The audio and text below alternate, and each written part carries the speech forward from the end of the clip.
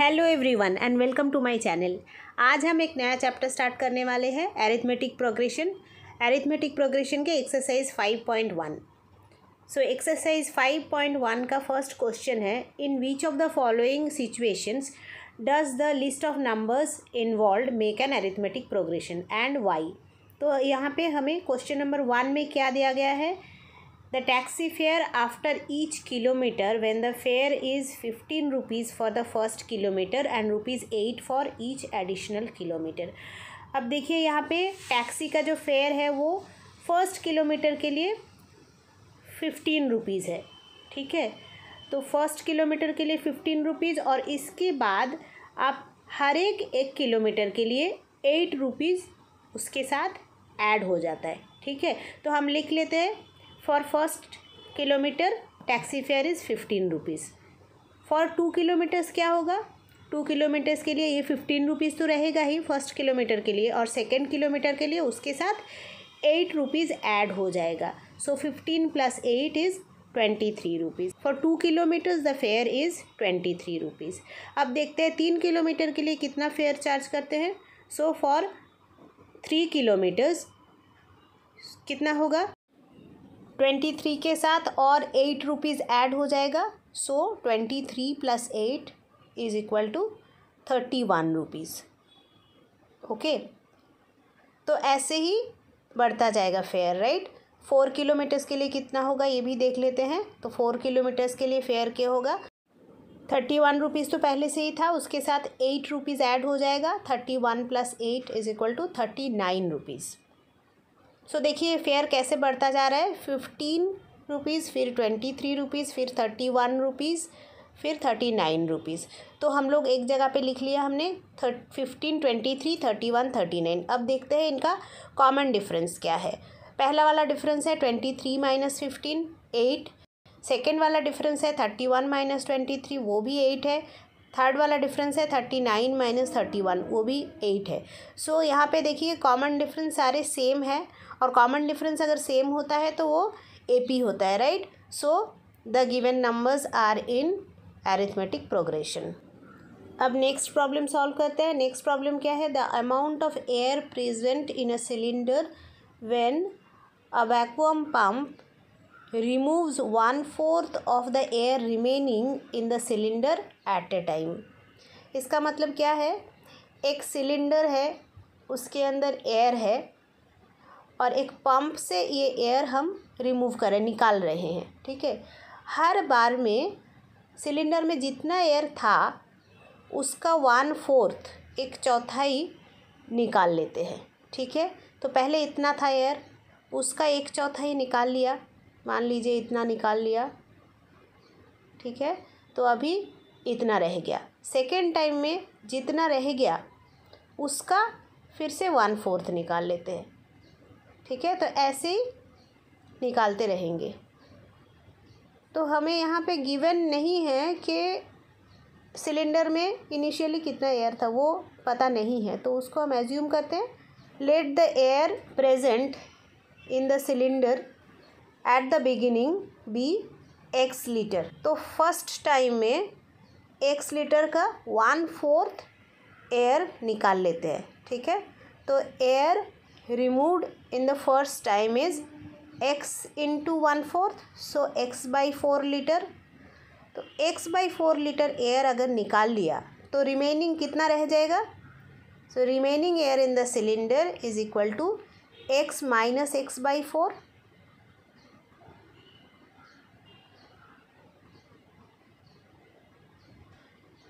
LCM लेते हैं, LCM 4 है, ऊपर क्या आएगा, x × 4, 4x - x, 4x - x 3x होता है, सो 3x/4 litre. This is the air remaining after first time. अब फिर से एयर रिमूव करेंगे, ठीक है। तो सेकेंड टाइम में कितना एयर रिमूव करेंगे, air removed in the second time कितना होगा, जितना रिमेनिंग था फर्स्ट टाइम के बाद उसका 1/4 निकालेंगे। सो 3x/4 × 1/4, ऊपर क्या है 3x × 1 3x, और नीचे 4 × 4 16। सो 3x/16 लीटर एयर निकाल लिया तो रिमेनिंग कितना रह गया, air remaining after second time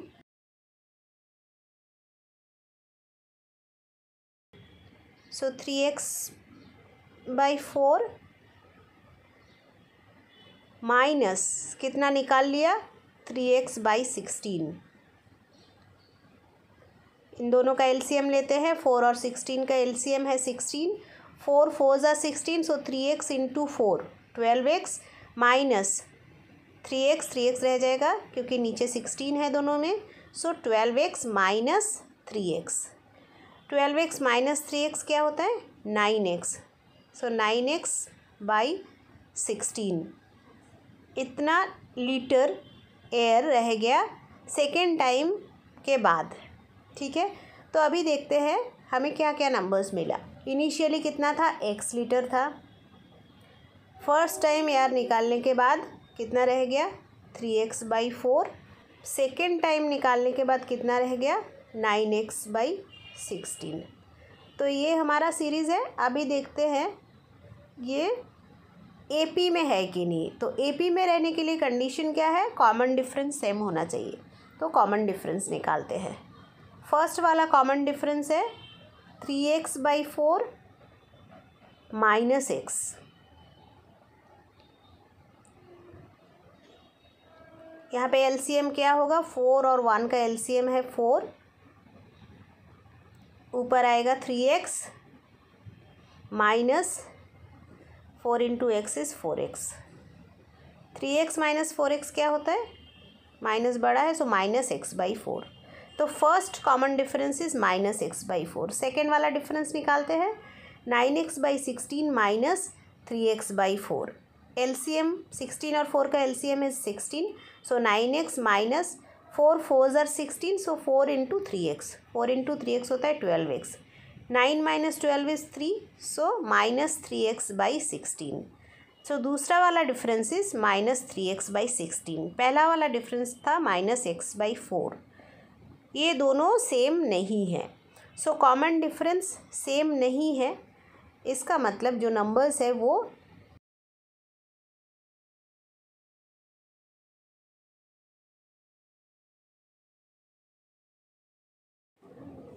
अब नेक्स्ट प्रॉब्लम सॉल्व करते हैं। Question number 3, the cost of digging a well after every metre of digging when it costs rupees 150 for the first meter and rises by 50 rupees for each subsequent meters.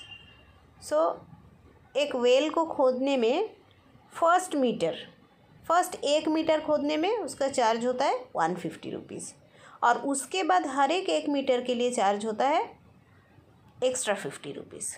ठीक है, so cost of digging 1 metre is 150 rupees. So cost of digging 2 metres कितना होगा 150 और उसके साथ 50 rupees, और सो 150 plus 50 is 200 rupees. अब 3 metre के लिए कितना कॉस्ट होगा, cost of digging 3 metres 200 plus 50 is equal to 250। So ऐसे ही हर एक मीटर के लिए 50 रुपीज़ ऐड होता जाएगा। अब ये नंबर्स लिख लेते हैं, 150, 200, 250, ऐसे नंबर्स बढ़ते जाएंगे। तो हमें चेक करना है ये AP में है कि नहीं। इसके लिए हम कॉमन डिफरेंस निकालेंगे। फर्स्ट वाला डिफरेंस है 200 माइनस 150 इक्वल टू 50। सेकेंड वाला डिफरेंस है 250 minus 200, this is also equal to 50।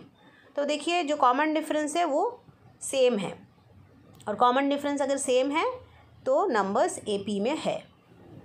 Next problem है, the amount of money in the account every year when rupees 10,000 is deposited at compound interest at 8% per annum. तो पहले 10,000 rupees एक account में जमा किया गया, हर साल के बाद जितना अमाउंट होगा वो लिखना है और वेरीफाई करना है कि ये जो अमाउंट्स है वो AP में है कि नहीं है।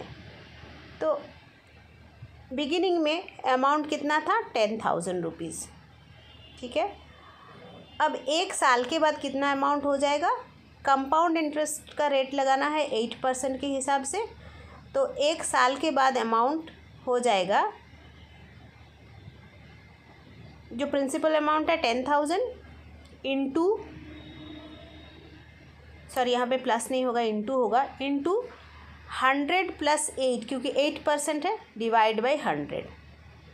सो 10,000 इंटू 100 + 8/100, 2 ज़ीरोज़ ऊपर और नीचे कैंसिल हो जाएगा. सो 108 into 100, that is 10800. So the amount after first year कितना हो गया?